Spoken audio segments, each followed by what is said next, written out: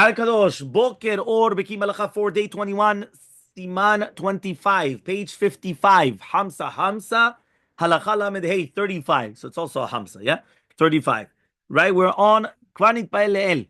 We already mentioned above. Yaniach Tefillin shel Yad Tchila, that you always put on the Tefillin shel Yad, and afterwards you're going to put on the Tefillin shel Rosh. Chtiv, Ukshartem leot al Yedecha ve'adar, and then afterwards you do b'nenecha.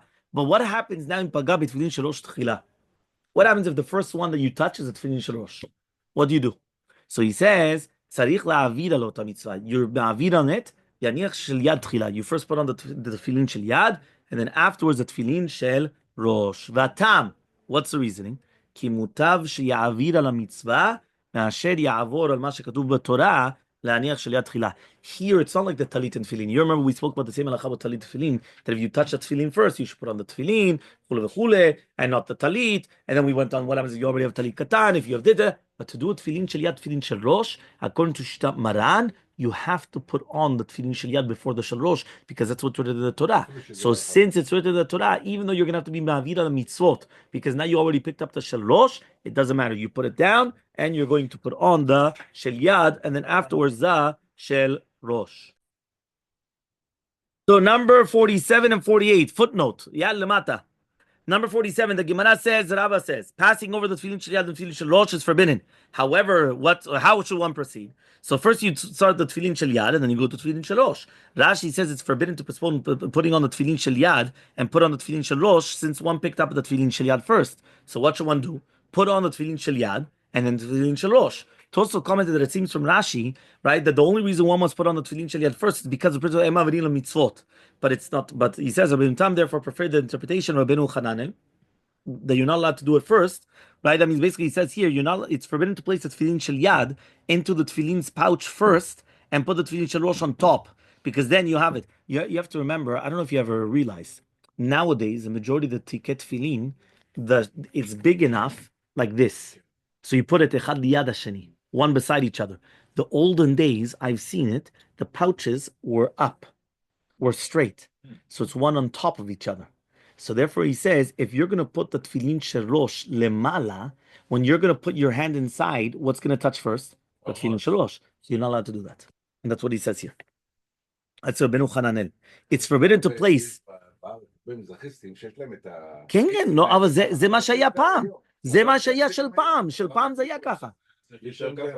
Fine. You could do. Oh, it's fine. Yeah, because it's got a bigger kiddusha. So technically speaking, it's better not to do it that way. Because what's more holy? The shel rosh. So why are you putting the rosh on the bottom? Now you can't put it on the top, because if you put it on the top, you're taking out the rosh first, and you're not supposed to. So because of that, they started making it echad liyad hasheni. You understand? But that's what he says. Rabbeinu Chananel. Rabbeinu Chananel was a geonim, right? It was the end of the geonim.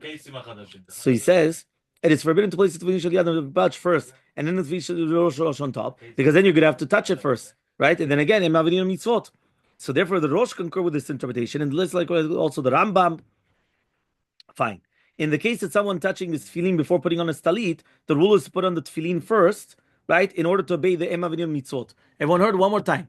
If you went and you touched the talit and the tefillin, if you touch the tefillin first, what should you do? Tefillin first. Tefillin first. Why? Ema V'Nila mitzvot. So it's עוד פעם, לא, צריך להיות מאוד ברור. אתה הוצאת את התפילין לפני הטלית. מה אתה שם קודם? תפילין. למה? Ema V'Nila mitzvot. But if you took out the shel rosh before the shel yad first, then the shel rosh. עדיף להיות בסדר ולא Exactly. Because of the Torah. Exactly.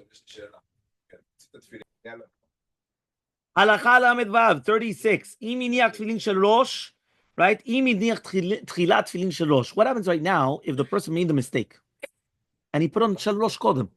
Yeah, he put on של ראש קודם. כשיבוא להניח תפילין של יד, אינו צריך לחזור ולחלוץ תפילין של ראש כדי להניחם לסדר, אלא יניח תפילין של יד בעוד שהתפילין של ראש שלף. Now obviously, because it was a mistake, it's wrong, you know, but what can we do? So look in 49.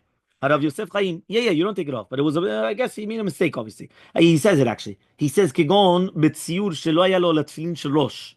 What is it you only had tefillin shel Rosh? Right? Or ta'av, you made a mistake. Right? Whichever one it is.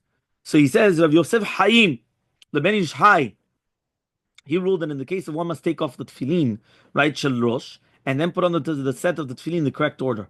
This ruling based upon the Lachok Tanot, that Rishon LeZion countered it. He said, no, you don't actually need to do that. But according to Ben Ishchai, take off the tefillin shel Rosh and then put it in the right order. Put on tefillin shel Yad ve'az shel Rosh. He says you don't have to do that. The Rishon LeZion comes and he quoted Rav Shmuel Garmizan, right, and others also as well. You don't need to do that. The Arizal's opinion, though, he says that Rav Yosef Chaim explained that according to the Arizal, it's important to always put on the shel Yad first and then the shel Rosh. Therefore, you have to first take off the Rosh and then put on the Yad and then the Rosh.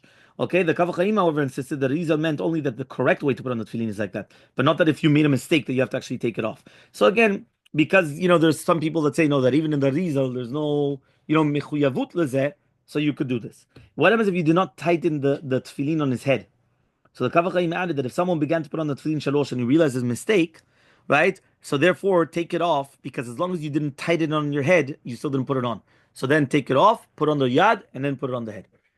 Tighten it that you mechazek al zel rosh. When you just put it on, it's nothing really. It's when you when you put it properly. Okay, the last halacha, lamed zayin. Mi shetav v'niach tefillin tchilash tefillin shalosh uberech alem laniach tefillin. One of them made a mistake. He comes, he puts on the tefillin shalosh, and he made a laniach tefillin on the rosh, right? And he put it on even before the tefillin shel yad. If he had kavanah, he does not have to make a new bracha on the tefillin shel yad. He says this is the ruling in Kav HaChaim Sofer. One might question the stipulation he added that he had a specific intention to cover it or not. According to the Rishon LeZion, as long as the tefillin is together, it's on for both. So therefore, automatically your kavanah. So the kavanah is for both tefillin. Nobody has in mind, I'm only having kavanah on the bracha for the yad, or only for. But derech klal kashtal said to one bracha for Sfaradim, it's on both. So therefore, automatically that's going to be, yeah. We're not allowed to talk between